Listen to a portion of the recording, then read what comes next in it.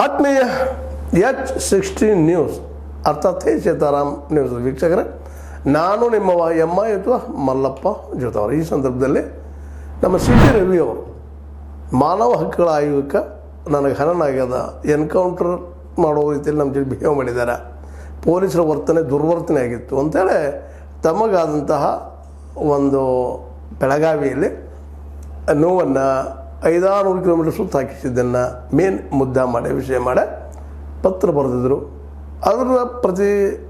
ಅದರೊಂದಿಗೆ ರಾಜ್ಯಪಾಲರು ಸಲ್ಲಿಸಿದರು. ಈಗ ರಾಜ್ಯಪಾಲರು ಈ ಘಟನಾವಳಿ ಬಗ್ಗೆ ತನಿಖೆ ಮಾಡಬೇಕು, ಜೊತೆಗೆ ಇದಕ್ಕೆ ಒಂದು ನಿರ್ಣಯ ತಗೊಳ್ಬೇಕಂತೇಳಿ ನಮ್ಮ ಮುಖ್ಯಮಂತ್ರಿಗಳಿಗೆ ಪತ್ರ ಬರೆದಿದ್ದಾರೆ. ರಾಜ್ಯಪಾಲರು ಮುಖ್ಯಮಂತ್ರಿ ಪತ್ರ ಬರೆದ ಇದು ಇನ್ಕ್ವೈರಿ ಆಗಬೇಕು, ಯಾಕೆ ಹಂಗೆ ಮಾಡಿದ್ರು ಪೊಲೀಸರು, ಅವ್ರಿಗೆಲ್ಲ ಶಿಕ್ಷೆ ಆಗಬೇಕು, ನಡಿಬೇಕು ಅನ್ನುವಂಥ ಮಾತನ್ನು ಮುಖ್ಯಮಂತ್ರಿಗಳು ತಿಳಿಸಿದ್ದಾರೆ. ಇದರದಾಗ ಸಹಜವಾಗಿ ಪಾರ್ಟಿಗೆ ಒಂದಿಷ್ಟು ಹಿನ್ನಡೆನ ಇಲ್ಲಂತಲ್ಲ. ನಿಜವಾಗಿಯೂ ಅವತ್ತು ಹೆಬ್ಬಾಳ್ಕರ್ ಬಾಯಿಯವರು ನಮ್ಮ ಸತೀಶ್ ಅವರು ಹೇಳಿದಂಗೆ, ಎಣ್ಣುಳದವ್ರು ಹೇಳಿದಂಗೆ ಅವತ್ತು ಅದನ್ನು ಅಷ್ಟು ದೂರಕ್ಕೆ ಒಯ್ಯಬಾರ್ದಾಗಿತ್ತು.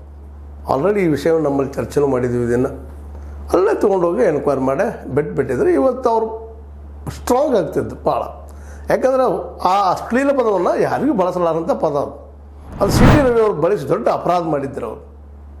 ಅದು ನಮ್ಮ ಇದು ಕಡತದಲ್ಲಿ ಸಿಕ್ಕಿರಲಿಕ್ಕಿಲ್ಲ ಅಥವಾ ಅದು ಶೂಟ್ ಆಗಿರಲಿಕ್ಕಿಲ್ಲ, ಅದೇನು ಗೊತ್ತಿಲ್ಲ.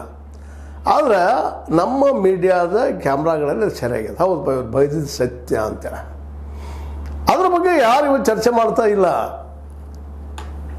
ಯಾರೂ ರಾಜಕಾರಣಿ ಚರ್ಚೆ ಮಾಡ್ತಾ ಇಲ್ಲ, ಕಾಂಗ್ರೆಸ್ಸಿಗೂ ಚರ್ಚೆ ಮಾಡ್ತಾ ಇಲ್ಲ. ಮತ್ತಿಷ್ಟು ಅದು ಸತ್ಯ, ಆ ಸಂದರ್ಭದಲ್ಲೇ ಬೈದಿದ್ದು ಸತ್ಯ ಅಂಥೇಳಿ ಮುಖ್ಯಮಂತ್ರಿಯವರು ಲಕ್ಷ್ಮೀಬಾಯಿ ಹೆಬ್ಬಾಳ್ಕರ್ ಬೆನ್ನಿಗೆ ನಿಂತಿದ್ದಂತ ಸುಳ್ಳಲ್ಲ. ಅದನ್ನು ಬೆಂಬಲಿಸಿದಷ್ಟೆಲ್ಲ ಓಪನ್ನಾಗಿ CT ರವಿ ಅವರಿಗೆ ಹೇಳಿದ್ದರು ಅದನ್ನು. ಹೌದು ಬನ್ನಿ ಮಾತಾಡಿದ ಸತ್ಯದ ಅಂತೇಳಿ ಅಂದಾಗ ಇದು ನಿಜವಾಗಿಯೂ CT ರವಿ ಅವರಿಗೆ ಭಯ ಹುಟ್ಟಿಸುವಂಥ ಒಂದು ವಾದ ನಿರ್ಮಾಣ ಆಗಬೇಕಾಗಿತ್ತು. ಆದರೆ ಅದು ಹಾಗೆ ಆಗಲಿಲ್ಲ, ಡಿಫ್ರೆಂಟ್ ಅದು. ನಮ್ಮ ಸಭಾಪತಿ ಹೊರಟ್ಟಿಯವರು, ಬಸವರಾಜ ಹೊರಟ್ಟಿಯವರು ನಮ್ಮ ಕಡತದಲ್ಲಿ ಸಿಕ್ಕಿಲ್ಲ, ನಾನು ನೋಡಿಲ್ಲ, ರೆಕಾರ್ಡದಲ್ಲಿ ಇಲ್ಲ ಅಂತ ಹೇಳಿಬಿಟ್ರು.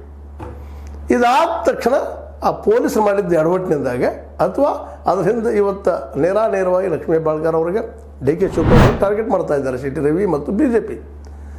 ಅವರ ಕುಮ್ಮಕ್ಕಿನಿಂದ ಪೊಲೀಸರು 500 ಕಿಲೋಮೀಟರ್ ಸುತ್ತಾಗಿಸಿದ್ರು, ನಮ್ಮ ಕಬ್ಬಿನ ಗದ್ದೆಗೆ ಒಯ್ದರು, ನಮ್ಮ ಎನ್ಕೌಂಟರ್ ಮಾಡೋರಿದ್ರು, ಭಯೋತ್ಪಾದಕರ ಜೊತೆಗೆ ಹೆಂಗೆ ಬಿಹೇವ್ ಮಾಡೋಕೆ ಹಂಗೆ ಮಾಡಿದರು, ನನ್ನ ಹೊತ್ತು ಒಳಗೆ ಒಯ್ದರು, ನನಗೆ ಪೆಟ್ಟಾಯಿತು ಅಂಥೇಳಿ ಜೋರ್ದಾರಾಗಿ ಅಟ್ಯಾಕ್ ಶುರು ಮಾಡಿಬಿಟ್ಟಿದ್ದಾರೆ. ಇದೇ ಕಾಲಕ್ಕೆ ತಾವು ಒಂದು ಏನೋ ವಿಡಿಯೋ ಕೊಟ್ಟಿದ್ದಾರೆ, ಇದರಲ್ಲಿ ಇಲ್ಲ ನಂದಿಲ್ಲ ಅಂತೇಳಿ. ಈಗ ಕಾಂಗ್ರೆಸ್ಗಿದು ಪಜೀತಿ ಸಂಗತಿ ಆಗಿದೆ. ಆಲ್ರೆಡಿ ಈ ವಿಷಯದಲ್ಲಿ ನಮ್ಮ ಎಡೆಗೆ ಕೊಡೋದು ಅಂತೇಳಿ ರಾಹುಲ್ ಗಾಂಧಿ ಅವರಿಂದ ಬಂದದ್ದು ಪಾಪಿ ಅವ್ರಿಗೆ ಹೆಣ್ಮಗಳಿಗೆ, ಆ ಹೆಣ್ಮಗಳಿಗೆ ಬೈದಿದ್ದಂತ ಸುಳ್ಳಲ್ಲ ಅನ್ನಿಸ್ತದೆ. ಆದ್ರೆ ಇದು ಯಾವಾಗ ಶುರು ಆಗೋದಿನ್ನ FSL ವರದಿ ಬಂದಾಗ, FSL ವರದಿ ಏನು ಹೇಳ್ತದೆ ಆಗ ಗೊತ್ತಾಗುವಂಥದ್ದು. ಅಲ್ಲಿವರೆಗೆ ಮಾತ್ರ ಈ ನಮ್ಮ ಹೆಬ್ಬಾಳ್ಕರ್ ಬಾಯಿಯವರಿಗೆ ಇದು ಅಂತ ಢವಾ ಢವಾ ಢವಾ ಢವಾ ಅನ್ನುವಂಥ ಪರಿಸ್ಥಿತಿ. ಏನು ತಪ್ಪು ಮಾಡಿದ್ದೇನು ಅಂತೇಳಿ ಅಷ್ಟ ನಿಖರವಾಗಿ ಅವ್ರು ಹೇಳಿದ್ರು ಅಂದರೆ ಇವ್ರು ಬಳಸಿದ ಪದ ಸುಳ್ಳೇನಲ್ಲ ಅಂತ ಅನ್ನಿಸ್ತದೆ ಇವತ್ತಿಗೂ. ಆದರೆ ಇದು ಸತ್ಯ ಅನ್ನೋ ಸಾಕ್ಷಿ ಇನ್ನೂ ಬರ್ತಾ ಇಲ್ಲ. ಮೀಡಿಯಾ ಹೌಸ್ನಿಂದ ಯಾರ್ಯಾರು ಮೀಡಿಯಾ ತೆಗೆಯುವಂತ ಬಂದಂಥ ಅದರಲ್ಲೆಲ್ಲ ಇದು ಹೌದು, ಅವ್ರು ಬೈದಿದ್ದು ಸತ್ಯ, ಇವ್ರು ಕೊಲೆಗಾರದಿಂದ ಸತ್ಯದ, ಅವ್ರು ತಮ್ಮ ಸತ್ಯನ ಒಪ್ಕೊಂಡಿದ್ದಾರೆ. ಆದರೆ ಅದ್ರ ನಂತರದಲ್ಲೇ ಪೊಲೀಸರು ಮಾಡಿದ ವರ್ತನೆ ಏನದಲ್ಲ ಅದು ಖಂಡನೆ, ಯಾರಾದರೂ ಖಂಡನೆ. ಅದನ್ನು ಇವತ್ತು ಮೇನ್ ಇಶ್ಯೂ ಮಾಡ್ತಾ ಇದ್ದಾರೆ. ಆದಷ್ಟು ಆ ಡ್ಯಾಮೇಜನ್ನು ಉಳಿಸೋ ಪ್ರಯತ್ನ BJP ಅವರು ಮಾಡ್ತಾ ಇದ್ದಾರೆ ಅಂತ ಅನಿಸ್ತದೆ ಇವತ್ತಿನ ಮಟ್ಟಿಗೆ. ಹೌದು, ಅವ್ರಿಗೂ ಅದೊಂದು ಆ ಪದ ಬಳಸಬಾರ್ದಪ್ಪ, ಸುಸಂಸ್ಕೃತ ಪಕ್ಷ, ದೊಡ್ಡ ಪಕ್ಷ, 4 ಮಂದಿ ಬುದ್ಧಿವಂತ ಪಕ್ಷ, ಈ ನಾಡಿನ ಸಂಸ್ಕೃತಿಯನ್ನು ಉಳಿಸ್ಕೊಂಡು ಬರುವುದರಲ್ಲಿ ಅವ್ರದ್ದೇ ಮೇನ್ ಪಾತ್ರ ಅನ್ನೋ ಬಿಂಬಿಸ್ಕೊಳ್ತಾ ಇರ್ತಾರೆ. ಮತ್ತು ಸಾಂಸ್ಕೃತಿಕವಾಗಿನ RSSನ್ನು ಇಲ್ಲೇ ಆ ಕೆಲಸಗಳಿಗಾಗಿ ಹಿಂದಿನ ಸರ್ಕಾರಗಳು ಬಿಟ್ಟಿದ್ದು ಅಂತ ಗೊತ್ತಿದ್ದು ಮಾತದ. ಮತ್ತು ನಮ್ಮ ಸಾಂಸ್ಕೃತಿಕ ಸಂಘಟನೆ ಅಂತ ಹೇಳುವಂಥ ಆ RSS ಮೂಲದಿಂದ ಬಂದಂಥ CT ರವಿ ಆ ಶಬ್ದ ಬಳಸಿದ್ದು. ಅದ್ರ ಹಿಂದಾದರೂ ದಾಖಲೆಗಳಿದ್ದ ನಿತ್ಯ ಸುಮಂಗಲಿಯರು ಹೊಸ ಕೇಳಿದ್ದದು. ಇಂಥ ಪದ ಯಾರಿಗೆ ಬಳಸ್ತಾರೆ ನಿತ್ಯ ಸುಮಂಗಲಿಯರು? ಅದನ್ನು ಅಬ್ಜೆಕ್ಷನ್ನು ಮಾಡಿದರು. ಲಕ್ಷ್ಮೀ ಹೆಬ್ಬಾಳ್ಕರ್ ಬಾಯಿಯವರು ಅಬ್ಜೆಕ್ಷನ್ ಮಾಡಿದರು. ಜೊತೆಗೆ ನಮ್ಮ ನಟಿ, ವಿಶೇಷವಾಗಿ ನಮ್ಮ ತೇರದಾಳದ ಶಾಸಕಿ ಅವರು ಇದನ್ನು ವಿರೋಧ ಮಾಡಿದ್ರು. ಇಲ್ಲ, ನೀವು ಬಳಸಿದ ತಪ್ಪದು ಅಂತೇಳಿ. ಯಾಕಂತಂದ್ರೆ ನಿಜವಾಗಿಯೂ ಆ ಪದವ ಬಳಸೋದು ನಿತ್ಯ ಸುಮಂಗಲಿ ಅಂದ್ರೆ ವೇಶ್ಯೆ ಅಂತ ಅರ್ಥ, ಇಂಡೈರೆಕ್ಟಾಗಿ. ಅದು ಅದನ್ನು ಬಳಸಿದಂಥ ವ್ಯಕ್ತಿ, ಸಿದ್ದರಾಮಯ್ಯಗೆ ಬಳಸಿದಂಥ ವ್ಯಕ್ತಿ ಇದನ್ನು ಬಳಸಿಲ್ಲ ಅನ್ನೋದಕ್ಕೆ ಯಾವ ಆಧಾರವೂ ಇಲ್ಲ. ಆದ್ರೆ ಇದರಲ್ಲಿ ಕಡತನಲ್ಲೇ ನಮ್ಮ ಇದು ವಿಧಾನ ಪರಿಷತ್ ಕಡತನಲ್ಲೇ ಅಥವಾ ಅದರ ರೆಕಾರ್ಡಲ್ಲಿ ಅದಿಲ್ಲ ಅನ್ನೋದೊಂದು ಈಗಾಗಲೇ ಬಸವರಾಜ ಹೊರಟಿಯವ್ರು ಹೇಳಿದಾರೆ. ಅದಕ್ಕೆ ಪೂರ್ವದಲ್ಲೆಲ್ಲ ಒಂದಿಷ್ಟು ಏನಾಗಿದೆಪ್ಪ ಅಂದ್ರೆ CID ತನಿಖೆಗೆ ಇದನ್ನು ಒಪ್ಪಿಸಿದ್ರಿಂದಾಗೆ CID ಅಧಿಕಾರಿಗಳಿಗೆ ಅಲ್ಲಿ ಏನು ನೀವು ಬಂದ್ ಮಾಡ್ತೀರಪ್ಪ ನೀವು ಒಂದು ಪ್ರಶ್ನೆ ಮಾಡಿದಾರೆ ಅವರು. ಯಾರನ್ನು ಪ್ರಶ್ನೆ ಮಾಡೋರು ಅವತ್ತಿನ ಸಂಘ ಇದು ಮಾಡಿದಾರೆ ಅವರು, ಇನ್ನು ಮೈ ಮೇಲೆ ಹಲ್ಲೆ ಆಗಿದ್ರೆ ಮತ್ತೇನೋ ಆಗಿದ್ರೆ ಹೇಳ್ಬೋದಾಗಿತ್ತು. ಈಗ ಏನಂತ ಹೇಳೋರು ನೀವು ಏನು ಮಾಡ್ತೀರ ಅಲ್ಲಿ ಮಾಜರು ಅಂತ ಕೇಳೋದು, ಏನು ಹೇಳ್ರಿ ನಾವು ಬಿಡ್ತೀನಿ ಅಂತ ಹೇಳಿದ. ಅಲ್ಲೂ ಸಹಿತ ಪೂರ್ಣ ಪ್ರಮಾಣದ ಕೋಆಪ್ರೇಷನ್ ಸಿಗ್ತಾ ಇಲ್ಲ ಅಂತೇಳಿ ಮೇಲ್ನೋಟಕ್ಕೆ ಕಾಣಿಸ್ತದೆ ಇದೆಲ್ಲ. ಹೀಗಾಗಿ ಇವತ್ತು ಲಕ್ಷ್ಮೀಬಾಯಿ ಹೆಬ್ಬಾಳ್ಕರ್ ಅವರು ಒಂದು ರೀತಿಯಿಂದ ಪೀಚಿಗೆ ಸಿಲುಕಿದಂಗೆ ಆಗಿದೆ. ಇದರಲ್ಲಿ ಇನ್ನವ್ರು ಉಳಿದು ಒಂದು ಹಾದಿ ಏನಪ್ಪ ಅಂತಂದ್ರೆ ಆ ಪದ ಬಳಸಿದ್ದು CT ರವಿಯವರು ಸತ್ಯ ಅಂದಾಗ ಮಾತ್ರ ಅವ್ರಿಗೆ ಕಂಟಕ್ಕಿಲ್ಲ.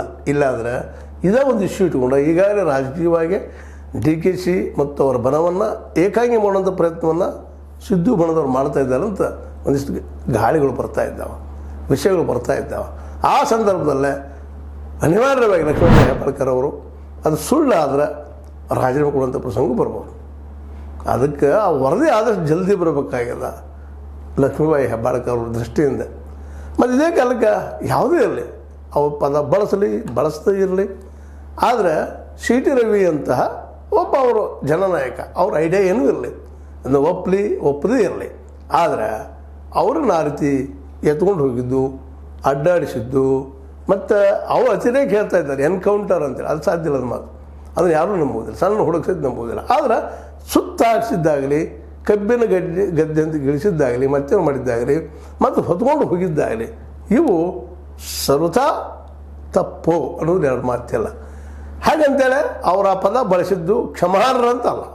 ಯಾಕಂದ್ರೆ ಆ ಪದ ಬಳಸಿದ್ದು ಸತ್ಯ ಆಗಿದ್ರೆ FSL ರಿಪೋರ್ಟ್ದಲ್ಲಿ ಅದು ಬಂದರೆ ಅವ್ರ ಶಿಕ್ಷೆ ಆಗಲೇಬೇಕು. ಅದು ಯಾಕಂತಂದ್ರೆ ಒಬ್ಬ ಹೆಣ್ಮಗಳಿಗೆ ಈ ದೇಶದ ನಮ್ಮ ಲಕ್ಷ್ಮಿಯವ್ರು ಯಾರೂ ಇರಲಿ, ಅವರು ಇವ್ರ ಹೆಸರು ಲಕ್ಷ್ಮೀನೋದಕ್ಕೆ ಆಗ್ತಾಳೆಯವಾಗ ಎಲ್ಲ ಹೆಣ್ಮಕ್ಳು ಗೃಹಲಕ್ಷ್ಮಿ ನಾವು ಕರಿತಾ ಇರ್ತೀವಿ. ಅವ್ರಿಗೆ ಅಪಮಾನ ಅಂದರೆ ಇಡೀ ಹೆಣ್ಣು ಕುಲಕ್ಕೆ ಅಪಮಾನ ಆದಂಗೆ ಆ ದೃಷ್ಟಿ ಇಟ್ಕೊಂಡು ಅವ್ರ ನಿಜವಾಗಿಯೂ ಆ ಶಬ್ದವನ್ನು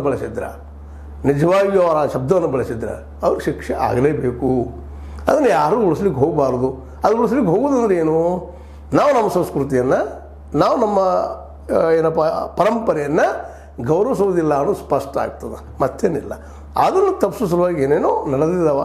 ಅದೇ ಕಾಲಕ್ಕೆ ಅದಕ್ಕೆ ಅನುಕೂಲ ಆಗುವಂಗೆ ಲಕ್ಷ್ಮೀಬಾಯಿ ಹೆಬ್ಬಾಳ್ಕರ್ ಅವರನ್ನಲಿ, ಅದು D ಶಿವಕುಮಾರ್ ಅವರನ್ನಲಿ, ಅಥವಾ ಹಿಂಬಾಲಕರನ್ನಲಿ ಪೊಲೀಸರ ನಡೆ ಕೊನೆಗೆ ಸರಿ ಇರಲಿಲ್ಲ ಅನ್ನೋದನ್ನು ನಾವು ಯಾರೂ ಇಲ್ಲಿ ಮರಿಬಾರ್ದು. ಮತ್ತು ಪೊಲೀಸರಾದರೂ ಆ ಸಂದರ್ಭದಲ್ಲೇ ಎಚ್ಚರಿಕೆ ಕೊಡಬೇಕಾಗಿತ್ತು, ಇದು ಸರಿ ಇಲ್ಲ. ಯಾಕಂದರೆ ಒಳ್ಳೆ ವೆಲ್ ಪರ್ಸನ್ಸ್ ಇರ್ತಾರೆ, SP ಆಯಿತು, DIG ಆಯಿತು, ಇವರೆಲ್ಲ ವಿಚಾರ ಮಾಡಿಕೊಂಡು ಹೆಜ್ಜೆ ಇಡಬೇಕಾಗಿತ್ತು. ಮತ್ತು ಇವನ್ PSI ಎಕ್ಸಾಮ್ ಪಾಸ್ ಆಗಬೇಕಾದ್ರೆ ಎಷ್ಟು ಕಷ್ಟಪಟ್ಟಿರ್ತಾರೆ ಗೊತ್ತಿರ್ತದೆ. ಅವರು ಈ ವಿಷಯದಲ್ಲೇ CT ರವಿ ಅವ್ರ ವಿಷಯದಲ್ಲೇ ಈ ಘಟನೆಗೆ ಸಂಬಂಧಿಸಿದಂಗೆ ಮೊದಲು ವಿಚಾರ ಮಾಡಿ ಅಲ್ಲೇ ಎನ್ಕ್ವೈರಿ ಮಾಡಿ ಬಿಟ್ಟುಬಿಡಬೇಕಾಗಿತ್ತು. ದೊಡ್ಡ ವಿಷಯ ಅಲ್ಲ, ಕೇಸ್ ಆಗಿ ಬಿಟ್ಟುಬಿಡ್ಬೇಕು, FIR ಹೊರಗೆ ಬಿಟ್ಬಿಡೋದಿತ್ತು. ಅದಕ್ಕೆ ಹೆಚ್ಚಿಗೆ ಏನಾಗ್ತಿತ್ತು, ಏನು ತಪ್ಪಾಗಿತ್ತು ಅದು ಮಾಡಿದ್ರೆ ಅವ್ರನ್ನೆಲ್ಲ ಸುತ್ತಾಗಿ ತಂದು ಇವತ್ತು ಹೆಸರು ಕೆಡಿಸ್ಕೊಂಡು ಪೊಲೀಸರು ಹೆಸರು ಕೆಟ್ಟದೇ. ಇವತ್ತು ಪೊಲೀಸರು ಆಡಳಿತಾರೂಢ ಪಕ್ಷದ ಕೈಗೊಂಬೆಗಳು ಅನ್ನೋದನ್ನು ಇವತ್ತೆಲ್ಲರೂ ಮಾತಾಡ್ತಾ ಇದ್ದಾರೆ. ಅದರಲ್ಲೂ BJPಗರ ಬಾಯಲ್ಲಿ ಸಿಕ್ಕರಂತೆ ಮುಗಿದೋಗ್ಬಿಡ್ತು ಸಹಜದದು. ಮತ್ತು ಅವ್ರಿಗೆ ಎಣ್ಣೆ ಆಗಿದ್ದು ಸತ್ಯ. ಹೀಗಾಗಿ ಲಕ್ಷ್ಮೀಬಾಯಿ ಹೆಬ್ಬಾಳ್ಕರ್ ಅವರ ಈ ಇರೋದೊಂದು ಪರಿಹಾರ ಅಂದರೆ ಅವರ ಬಳಸಿದ ಅಂದರೆ CT ರವಿ ಅವರು ಬಳಸಿದ ಪದ ಆ FSL ಪ್ರೂವ್ ಆಯ್ತದೆ, FSL ಇದರ ತನಿಖೆ ಪ್ರೂವ್ ಆಯ್ತಂದ್ರೆ ಇವ್ರು ಉಳಿತಾರೆ. ಇಲ್ಲಾಂದರೆ ಮೋಸ್ಟ್ಲಿ ಇವರು ಮಂತ್ರಿ ಪದವಿ ಕೂತು ಬಂದು ಹೇಳಿಕ್ಕೆ ಸಾಧ್ಯ ಇಲ್ಲ ಅಂತ. ಯಾಕಂದ್ರೆ CT ರವಿ ಅವ್ರ ಜೊತೆಗೆ ಈ ನಡೆದ ಪೊಲೀಸ್ ವರ್ತನೆ ಸರಿ ಇಲ್ಲ ಅನ್ನೋದು ಸಹಜವಾಗಿ ಗೊತ್ತಾಗಿದೆ. ಮತ್ತು ಆಲ್ರೆಡಿ ನಮ್ಮ ರಾಜ್ಯಪಾಲರು ಸಹಿತ ಅದನ್ನು ಎನ್ಕ್ವೈರಿ ಪತ್ರ ಬರೆದಿದ್ದಾರೆ. ಹೀಗಾಗಿ ಇದೊಂದು ಸೀರಿಯಸ್ ಮ್ಯಾಟರ್ ಆಗಿದೆ. ಈಗಿನ ತುರ್ತು ಮಟ್ಟಿಗೆ ಮಾತ್ರ ಲಕ್ಷ್ಮೀಬಾಯಿ ಹೆಬ್ಬಾಳ್ಕರ್ ಅವರು ಅಡ್ಡ ಕತ್ತರೆಯಲ್ಲಿ ಅಡಿಗೆ ಸಿಕ್ಕಂಗೆ ಆಗ್ಯದ ಅನ್ನೋದನ್ನು ನಾವಿಲ್ಲಿ ಮರಿಬಾರ್ದು ಅಂತ ತಿಳ್ಕೊಂಡು ಇದು ನಿಮ್ಗೆ ಲೈಕ್ ಆಗಿರ್ಬೋದು. ಲೈಕ್ ಮಾಡಿ, ಶೇರ್ ಮಾಡಿ, ಕಾಮೆಂಟ್ ಮಾಡಿರಿ, ಜೊತೆ ಸಬ್ಸ್ಕ್ರೈಬ್ ಆಗೋದು ನಿಲ್ಲಿಸ್ಲಿಕ್ಕೆ ಹೋಗ್ಬೇಡ್ರಿ ಅಂತ ಹೇಳ್ತಾ H16 ನ್ಯೂಸ್ ಅರ್ಥಾತ್ ಸೀತಾರಾಮ್ ಇದು ಸತ್ಯದ ಕೈಗಿನಲ್ಲಿ ವಂದನೆಗಳು.